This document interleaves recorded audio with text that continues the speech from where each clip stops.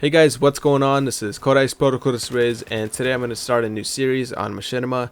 I've actually never started any series on my channel or Machinima, so this is going to be pretty new to me. But this series is going to be called Beast Weapons, and pretty much what I'm going to do is take all the best weapons from Battlefield 3, Modern Warfare 3, or any game that I'm playing at the moment. I'm probably going to be playing Battlefield 3 for next year or a month, I don't know, or a couple months. So I'm probably not going to be playing Modern Warfare 3. I'm not really the biggest fan of Call of Duty games, but who knows.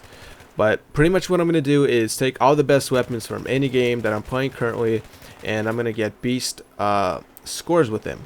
So I'm just going to record beast gameplays with the beast weapons and show you guys why this gun is the best and why I recommend using it instead of the guns that I don't show.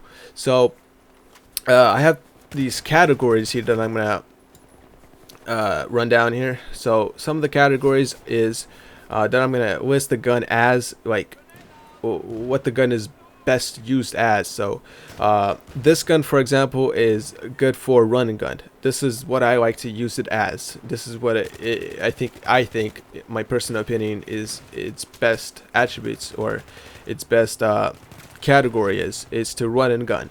But I have three of them. The first one is run and gun, the second one is stealth, and the third one is medium to long range. So the medium to long range is those weapons that are that you should use in maybe like conquest types of places where you're gonna encounter a lot of people.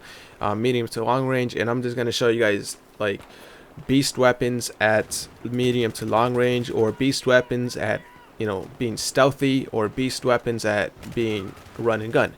And the SG553 is my first gun because this is the first beast, very beast weapon that I found so far. And I know I'm saying beast a lot, but hey, that's the show, that's the title, of the series. Anyways, let's get started here. So let me give you some of the SG553 stats.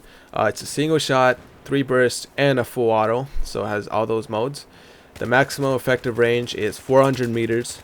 The rate of fire is 700 RPM. The weight is 3.2 kilograms, but nobody really cares about the weight.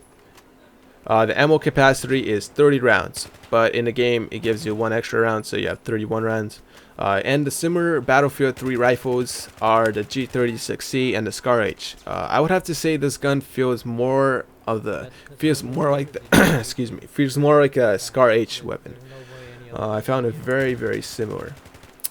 Anyways, so let's talk about why I like this weapon and why I think it's the most beast weapon.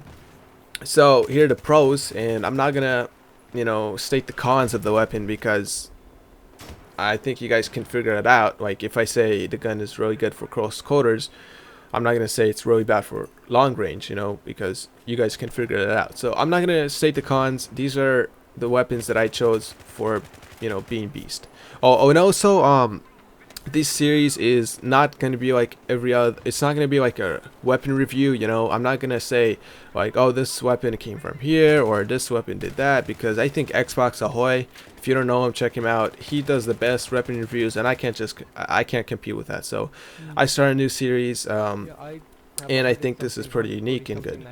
So anyways, let's start. So I think this weapon is good for run and gun. I like to use this weapon in TDM.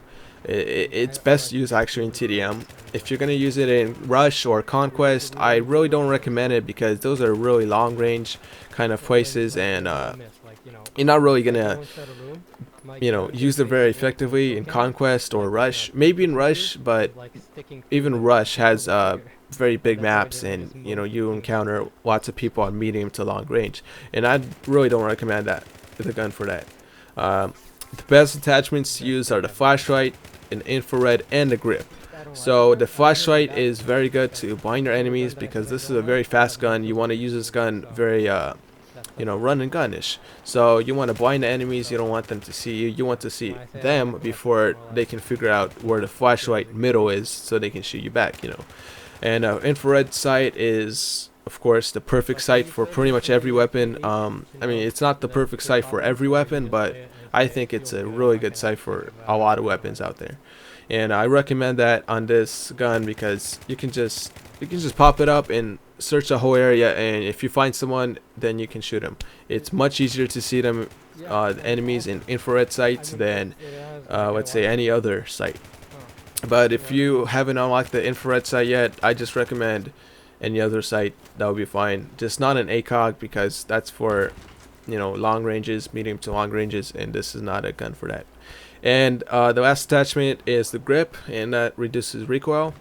Also, if you want to use it for hipfire a lot, because from my clips that I'm showing you right now, you see that I'm using a lot of hipfire. This gun is actually very good for hipfire. The crosshair is very small, and it's just a great weapon for hipfire. So the laser sight is actually a good attachment for it, because you can if you hipfire a lot, I would recommend that attachment over the flashlight, since it reduces the hipfire reticle or hipfire crosshair. Lowers it down, so you know you get to use hipfire more effectively. And I also recommend taking on enemies one by one. Don't take on multiple enemies. Like if you see 3 enemies in one room, this is not the weapon to do that for.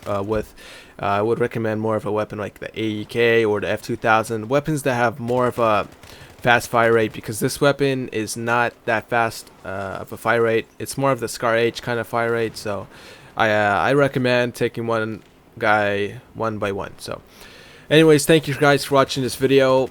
Hope you enjoyed, and tell me if you want more, if you enjoy this series. Alright guys, and peace out.